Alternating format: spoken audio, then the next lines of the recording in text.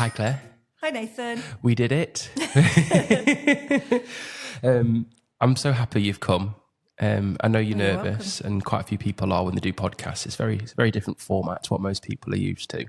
But I appreciate you taking your time out your day to come and do this. I think so many people are going to find value out of our conversation. I hope so. Well, I just wish the last conversation we had, we would just hit record because I felt like we could have talked forever. I think it was a great chat. I think it would be most valuable for people to kind of get to know you a little bit first. Sure. Your kind of background and kind of which leading up to date, if that's all right with yourself.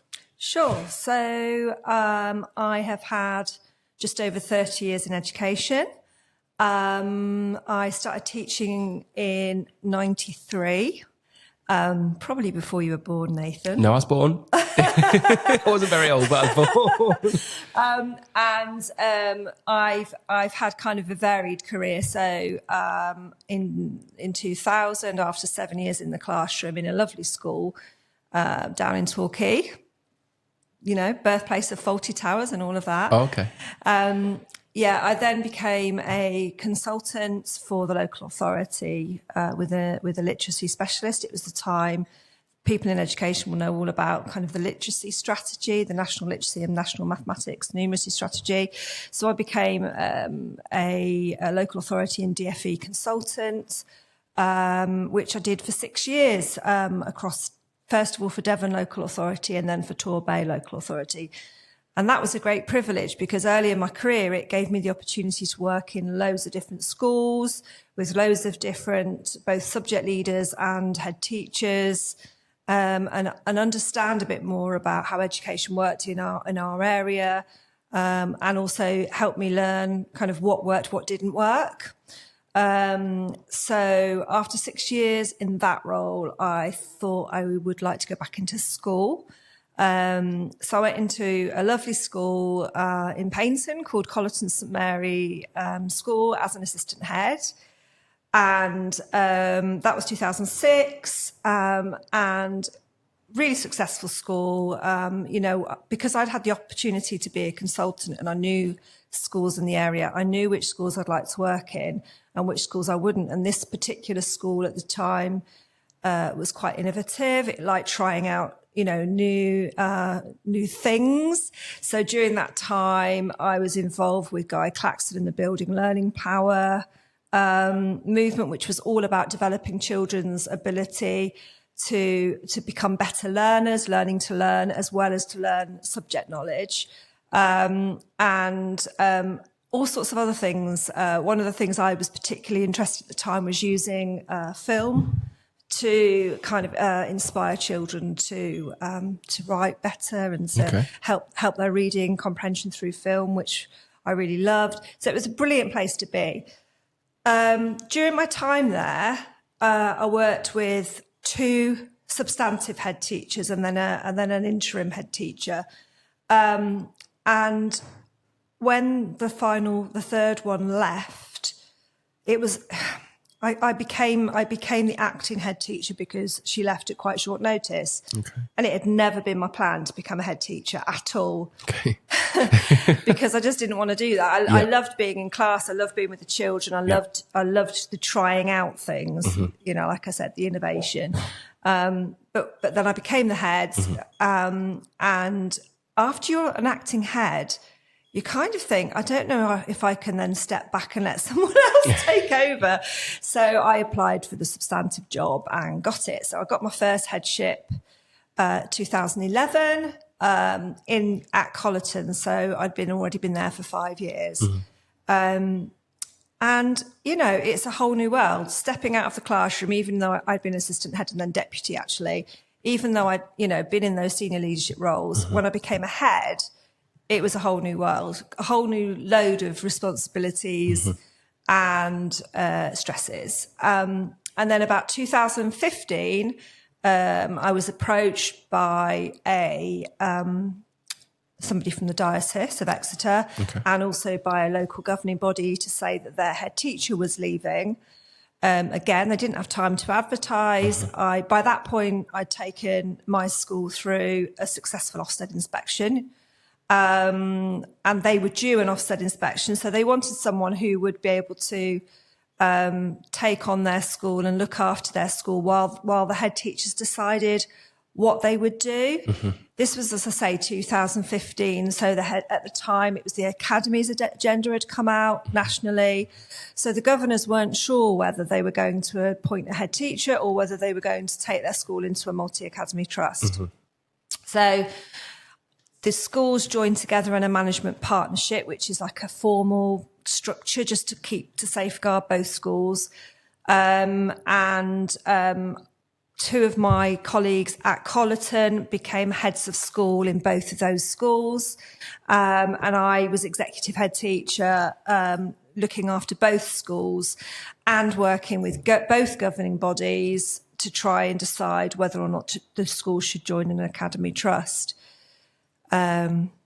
I'm going into too much detail here. No, probably. It's fine. And I won't go into any detail right now, but that was a really difficult time because the second school that I took on, was not doing so well. So it needed a lot of rapid improvements. Okay. 2017, separately, both governing bodies decided to join a trust after visiting lots and lots of different ones. They both joined the same trust. So both my schools went in, I went into the trust, and I promptly became Director of Education in the trust. That was in 2017. Okay. And that was just a joy. It was a really small trust at the time we joined it. There was 2 other schools and then my 2 schools. So it was very much an opportunity to be at the beginning and to shape the direction of the trust. We had very high aspiration, mission about excellence and cultivating character. It was an exciting time, and really enjoyed that work very much. During the time I was there as Director of Education, the trust grew up to 8 schools. Oh, wow. And then late 2021, my health started suffering, awful menopausal symptoms. Okay. I had 2 parents in their 80s who were very much declining. Yep. So the long and the short of it was I became unwell, really, and I needed to take some time out. So I decided, and that was a really difficult decision for me, I decided to resign from my Director of Education role because it was all consuming. I couldn't balance the whole work life thing. It was just completely all of my day, every evening. So I resigned, and still very good terms with the trust, still do work for them now in my new role. But yeah, difficult to walk away and say goodbye. Anyway, I then went into the Diocese of Exeter as Deputy Director of Education. I think it's 134 schools in the Diocese of Exeter, but it wasn't quite so intense in the sense that my 8 schools were my 8 schools. You know, if there was an issue in any one of those 8 schools, it felt personal, which is why I knew that I'd got my boundaries wrong. Yep. Whereas 134 was too many to feel that level of angst about. However, it's still a really interesting job, and I hope I made a difference. I supported schools who were, for a range of reasons. Some of them just wanted advisory support. But the majority of my work was actually supporting governing bodies and schools that were in difficulty. Yep. So head teachers who had gone off sick, or schools that had an inspection that hadn't gone well and that were being forced to join an academy trust. Yep. It was a tricky time, really. And at the time, the diocese put out a statement saying they wanted all of their schools to join a multi-academy trust. So there was very much a drive for myself and my colleagues to support schools to try and identify a partner that they should work with. So it was a great time, really, because I got to know lots of the trusts in the area and work with, the local authority, work with trust leaders. So I did that for just over a year. But it didn't, as I said, my parents were poorly, and I'd lost my dad by then. My mum died the year that I was at the diocese for 4 terms, but my mum died during that time. Okay. And I think during that time, I just thought the thing that I really love the most is developing leaders. That's the thing that I find, that really floats my boat. So because of the situation that I was in, I thought I could take a leap of faith and become a self-employed consultant and coach, focusing on leadership development, school improvement, Church of England schools. So that's what I did, because I had the opportunity to do it, both because I'd got to the point where I could afford to do it, frankly, and because my circumstances had changed with my family and so on, I could afford to take that risk and to create my own company. So that's what I'm doing now, and I absolutely love it. I sort of alluded to my ill health, that is completely behind me now. I'm feeling really well. I feel like I've found the role that I really, really love, and I'm really, really lucky. It's a big step. It was a massive step. As I said, just, cards on the table. I could only do that because I was able to have other funds to support me. My mum had died, so I had a small legacy that I was coming into. So I had a bit of money to keep me going for the first few months. So if it hadn't have been for those, those funds as a bit of a safety net, I wouldn't probably have done it. But I did, and I'm here now. And I heard this week that I've passed my coaching qualification, so that's taken me over a year to get that. Okay, well so done. That's really good. So I haven't posted that anywhere yet because I'm yet to get the official letter, but I had a phone call saying that I'd passed. That's great. Yeah. I've spent the last year coaching and offering consultancy to schools. Also last year, as well as training to be a coach, I also trained to be a SIAMS inspector, which is an inspector that inspects Church of England schools. So it's not often heard about, not like Ofsted, but it's another statutory inspection, which schools have to have, but only if they're Church of England schools. Okay. So all schools which have a faith designation have to have a second inspection. So Catholic schools have one, Methodist schools, I'm guessing Muslim schools and others also have that type of inspection. But I'm an inspector for the Church of England and Methodist inspections. So I trained last year and I've done my first few inspections, which has been an absolute privilege and joy. Sounds a bit weird, doesn't it? Joy. But I try really hard to make that a really positive experience as far as I can for schools. Quite refreshingly, one of the reasons I liked working for SIAMS is over a year ago, they stepped away from giving judgments to schools. So it's much more of a collaborative, discursive process with no specific outstanding or requires improvement, so it's more of a discussion. Ultimately the inspector makes a decision, but it's a collaborative, discursive experience where at the end the school will be given areas that they're strong in and areas for development. So you wouldn't walk in there and say, this school has gone into RI. No. This school is outstanding compared to this school. No. Here's our assessment on where you are personally now, and this is our judgment, and let's have a chat about it, basically. Yeah. I mean, it is a statutory inspection, but a colleague of mine recently described it as an audit. It's more like an audit. So I feel like, I just finished an inspection actually a couple of weeks ago, and I had really positive feedback from the leadership team there. I think schools are really scarred by accountability measures right now. Ofsted have really been through the mill in the press following Ruth Perry's very sad death. But she's not alone. I mean, I'm based in Devon, and we had a head in Devon pass away and took her own life sometime before Ruth Perry for the same reason. So I didn't want to be in the system that was doing that to head teachers. So for me, SIAMS is something that I'm comfortable with in terms of my personal values. I see it as a supportive, collaborative, respectful process. And that is how SIAMS inspectors are trained. There's a certain set of the how we inspect is very, very important. So I try to put people at their ease from the very first phone call and try and be very positive and give people time to show their school off to the best they possibly can and help them identify for themselves the areas for development. It's more of a fresh pair of eyes working collaborative with the school rather than you're coming in and pointing fingers. I hope so. Yeah. Okay. All right. So yeah, a bit of everything.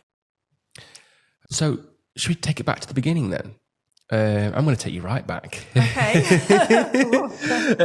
So if you can, for people out there that are thinking about teaching, what made you want to become a teacher and what led to that decision?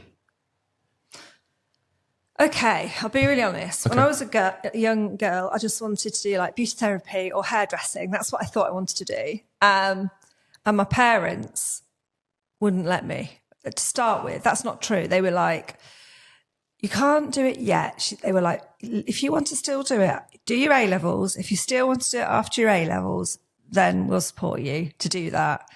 I think my parents very much valued education. So both my parents left school at 14. So the fact that they could see that I was getting what they thought was a really good education, they didn't want me just to stop at 16 and go to do hairdressing or whatever. Not that there's anything wrong with that, but they didn't want that for me. Anyway, I did my A-levels and they were absolutely transformative. I loved my A-levels. I went to South Devon College. So I went from a small school to a big college with, like probably thousands of other students. And it was like Fame. In those days, Kids from Fame was on. I'm just really aging myself here at Nathan. And, I did theatre studies and art and English. So I just had these sort of two really good fun years. They were really good fun and made some great friends and had a wonderful time really being a student, just doing that studenty thing. And then I thought, coming up 18, do you know what? I don't want to go and do hairdressing and beauty therapy now. I want to prolong the being a studenty thing. So to answer your question, I didn't really know at that point where I was going to go. I went off to university, carried on doing theatre studies and English as a joint degree. During that degree, I thought maybe I'd like to do something like drama therapy with children. I did some work experience in schools. I did some work experience at home in a special school, actually. And I thought, maybe I'm going to work in a special school. And I also did some work experience at uni with a local primary school. So I guess over those years at university, I thought, what I'll do is I'll become a teacher and then maybe I'll use that as a springboard to go off into sort of drama therapy. That was what my thought was at that time. But so I finished university, I came home and did my PGCE at a university near my family's home. And I absolutely loved it. The whole thought of the whole drama therapy and thing just disappeared because, it's all consuming teaching. And it certainly was then. I'm going to really date myself. There wasn't even a photocopier in my first couple of years of teachers. It was a bander machine and handwriting workshops worksheets. So it was really full on. I think that the point I think of this is when I started teaching, the expectation was that you would teach all day, that you would take home 90 books or more every night and mark them, and that you would create your own handwritten worksheets. There wasn't any projectors or interactive whiteboards and things at that time. It was either a chalkboard or a whiteboard. Only at the very beginning of my career. But I think the reason I think that's interesting is because I think that formed my work ethic to a certain extent. Yeah. It was very much. It was my life. My life was going to school and teaching. I loved. Building that relationship with the children and their families. And I loved, I kind of hinted at this earlier, I loved the trying things out. So although I was early career, I tried to, do things a bit differently or try out things. It was, as I say, before the national strategies and at the very beginning of the national curriculum. So it was a time where I felt like I could try things out without much fear of failure. In the school that I was in my first 2 years, I was out in one of those shed building things. Like a static classroom thing. Yeah. And I used to joke that nobody could hear me scream, but it's the truth that I was just kind of left there with children, no support staff. We didn't have support staff, didn't have PPA. No TAs. PPA. No PAPA. Just me and 30 kids trying to make the Iron Man out of shoe boxes, and making gigantic Iron Men. And it was great fun. Yeah. But it was an opportunity, a safe opportunity for me to make mistakes. I wasn't being observed all the time by my head teacher. It was great fun, hard work. I absolutely loved it. And like I said earlier, I was there for 7 years. I only spent 2 years in the static classroom. Then I was moved back in the building. But by that point, I didn't need to scream anymore. I figured it out.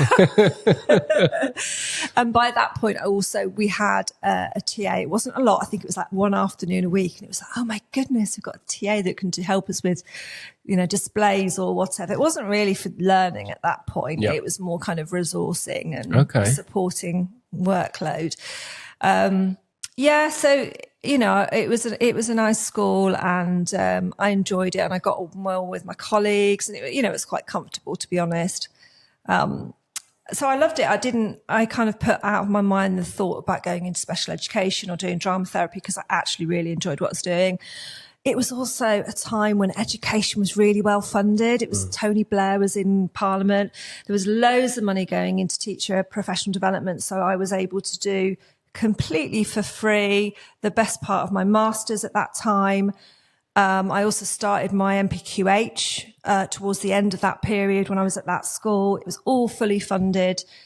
So that was great. I ended up doing additional study. And like I said, that led me to trying, particularly around English and literature. I was doing extra modules and things around that. So I was trying out, using different techniques, such as getting children to visualize something before, visualize or doodle before going into write, all sorts of strange and odd things.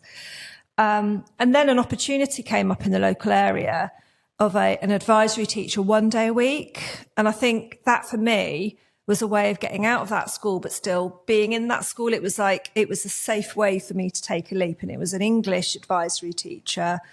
And I went for it and got it, which I was really surprised about. I got it. And that's then led to the 6 years of advisory. I think I did that for a year, and then I became a literacy consultant full time. And I was really fortunate, Nathan, because at that time, when I was a literacy consultant, was when the English and the maths strategies had just launched. There was a huge amount of money that went into them. And as consultants, we had huge amounts of investment in our professional development. So I was often going up to London or from Devon, London or Birmingham, to conferences and staying in nice hotels and learning from all these really whizzy people. So it wasn't just learning from people locally in sleepy Devon. We were part of a national pilot for the interactive whiteboards before they got rolled out to schools. So, got loads of training on using technology and things in education. So it was a really exciting time, and I was really fortunate. I loved teaching, even though it was really hard work, and I used to work all the time, weekends, evenings. I was very lucky, and I loved it. Would you call them the good times? Well, I think yes and no. At the time, I didn't. I think now I'm living in the good times. Yeah. To be honest. Okay. Yes and no, because more for schools themselves, like you say, funding and initiatives and. Yeah. Oh God. Oh yeah. I think in terms of schools, there was huge amounts of funding for professional development. The Blair policy was all education. The problems in education today are huge. It's not just about funding, although that's really significant. But the problems in education today are also about having more and more children with complex needs, not having their needs met, which comes back to funding, and services not being fit for purpose. And also, I think in a post-pandemic world, we have all sorts of other issues around children's mental health, families, mental health problems, which transmit into all sorts of more challenging behaviours. So, obviously, I had children with SEND in my class in those days, and I had children with challenging behaviour. But it doesn't seem, I don't remember it being like it is now, and I don't remember there being the lack of support out there for schools. Although obviously I wasn't in a headship position at that point, but I don't remember that as being such a big issue at all. Yeah, it's more, you've had it more prevalent now in schools, and because of, do you feel like it's more highlighted because, like you say, if there's less support, it's going to feel more highlighted. I mean, I'm no, academic in terms of, there's been a massive rise in numbers of children who are presenting with complex special educational needs. Yep. And I don't know why that is, whether that's raised awareness. And I think it is partly. So, for example, I think autism and neurodiversity now people are far more aware of that than they were when I started teaching 20, 30 years ago. I don't think I had any children who had that label on them at that time. Yep.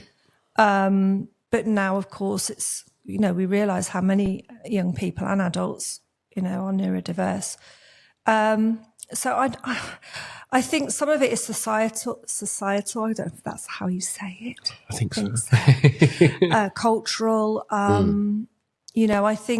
I think in a way the education system is a reflection of our society not being as functional as it was once. And I'm not saying it was fully functional, in the 90s or the noughties, but I think it's become increasingly challenging. There's probably more poverty right now than there ever has been too. So, yes, I think the other big thing that I haven't mentioned is accountability. So, like I said, in the first 2 years, nobody, I didn't abuse children. I'll just put that out there right now. But you could have done. There was no scrutiny, I could have done anything I wanted. There was nobody watching. Yeah. I didn't. Yeah. But equally, you've got to get that balance right. That probably wasn't right, that I was left as an early career teacher without any real scrutiny or support. I did have a mentor, but I don't think she came in very often. Well, it was mainly from our side of things, and I've only learned this recently in the past few years, because I've never known anything different. But most of the safeguarding checks, including the high level of DBS and stuff like enhanced and whatever, is only come about because of that tragic incident with those two young ladies with that caretaker at a school, where schools kind of woke up and the local authorities and went, what are we doing to safeguard children to make sure these people aren't working with children, etc. and so forth. I know that's not the only thing, but it took tragedies like that to raise the level of safeguarding. And quite that's rightly still so. happening They should now. be high level. But, there's still many children now who unfortunately slip through the nets. So, obviously we have to safeguard children. Of course, and I wasn't meaning to imply that we don't. Yep. But the level of scrutiny and accountability is really what I was pointing at. That has really become, sounds ironic when I'm a science inspector, doesn't it? But in schools, the level of accountability has never been higher. And it's not just inspection, it's also the league tables. So sort of exam outcomes or, key stage test outcomes have become increasingly stressful for schools. And my personal view is if you're in a multi-academy trust, it's even worse, actually, because you have additional layers of scrutiny from the regional director's office, but you also have extra layers of management above you. So if you're a head teacher and you're not doing so well, you're going to have school improvement people or CEO. We were on about the high level of accountability in schools, the pressures on head teachers and staff. And then what's really interesting, actually, which I like talking about, is the added pressure of other things. So people just think, it's just Ofsted.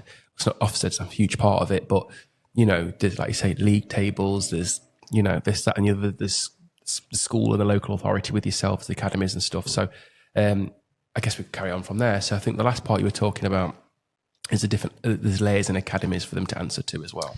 Yeah. So my personal view, it's not everybody's view, my personal view is if you're in a good multi-academy trust, it's far easier to lead in a multi-academy trust than it is in a maintained school. And that won't be a popular view with everybody. That's going to divide the audience. But the reason I say that is because I was lucky enough to work in a really good multi-academy trust. And when I say it was really good, it was high performing. So in terms of league tables, exam results, key stage tests and so on, all of that, Ofsted reports, all of that were positive. But actually, that isn't the reason I'm saying it's easier to lead as a head. The reason it's easier to lead as a head in a trust is because there's huge levels of support. So my first headship back in 2011, as I said, was as a maintained school. So that means I was a local authority school, standalone. And you do get, you get a visit from the local authority maybe once a year, but you are left on your own and it's up to you to network with other local heads. But that network is very insubstantial, really, because you're not invested emotionally in each other because you're not actually connected. Those schools, they might be connected by locality, but they're not connected by common goals, common vision, common values. So I found moving to a trust, even though I wasn't a head teacher in a trust, I went directly to a director of education. Yes, the accountability was higher. So like I say, so you had the same levels of accountability as any head teacher would do. But then you had people like me, director of education or director of school improvement or trust lead for safeguarding or whatever it might be. You've got all these additional kind of people in the central team with particular specialisms who will be there. But they're there to support you. They're not just there. It's not just about kind of the weighing. That's what I loved about my job as director of education. Really, I line managed the head teachers, but I saw my job as being there to help them flourish. And that meant to enable them to achieve great outcomes in terms of school pupil performance and in terms of school inspection, but also personally and professionally, I wanted them to flourish. I wanted their communities to flourish. I wanted the staff team and the children to flourish. Yep. So it was far more about support. So yes, the accountability was there. The additional layer of accountability that is in trusts, of course, is the regional director's office. I think there's 9 regions in England, each of them with a regional director, and they have a team, and the ESFA. So there's another layer of scrutiny there as well to make sure that public money is being spent correctly. But yeah, so I think, the reason I mentioned my first classroom, there's the static classroom that nobody could hear me scream. I didn't scream that often, but that I remember feeling like that at times, thinking like, oh my God, if I scream my head off at these children, nobody will know. Not that I had to do it very often, but once or twice perhaps. I didn't have any level of accountability or scrutiny in those couple of years, which I guess was really quite flattering. They trusted me. They trusted me to go and just get on with it. And I, if I'm honest, that first class I had, you always remember your first class. I can still tell you the names of some of the children in that class. Way. Funnily enough, I actually taught one of the children in that class. I then went to teach his son then came to my school when I was head teacher a few years later. So that was weird, having one of my first class come along as a parent. Also, one of the other children became a local police officer and came and gave a talk. I was like, what's happening? So I think scrutiny and safeguarding is really, really important. But I'm not sure. Well, I'm certain actually that at the moment the level of accountability is not right. I'm working at the moment with some schools I won't name who are in the Ofsted window. Yep. And I'm working with a whole group of teaching staff. They are all really stressed, and they're hearing about all day, every day from their leaders is Ofsted. Ofsted is inspected locally, and they were bothered about X. Therefore, we need to do X. So it seems very reactive, and I know that isn't what Ofsted would ever intend. I don't believe that the inspectorate want schools to be like that, but as human beings, it's become fearful. People have become afraid of inspection and afraid of, the impact. When I was the director of education for the trust that I worked for, the Academies of Character and Excellence, we took on a school, was it 2018, 2019, something like that, which had become an inadequate school when it was a standalone maintained school. And it was really sad because it was a lovely school building. It had some great staff. It had great facilities, and the children had just left in droves. There were hardly any children left. I think about half of the children left before the school joined our trust because parents had just jumped ship. So you don't always consider the fact that a bad inspection outcome is also really quite damaging for a local area and a local community. And it's taken, now the school's doing well, and it's taken time, it's sitting on a very good Ofsted inspection. It's growing again. But it's taken some years to recover from that stigma, that judgment that led, lots and lots of families to leave. So, yeah, we've got to get the accountability right.